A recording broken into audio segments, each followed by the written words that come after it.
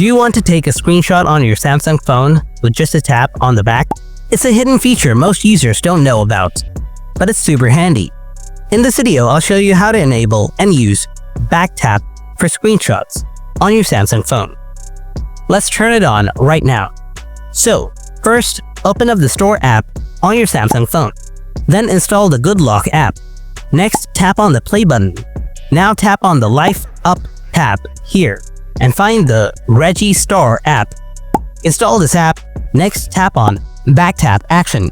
Now, make sure to toggle on the Off button. Then tap on the Double Tap option. After that, tap on the Take and Share Screenshot option, and it's selected.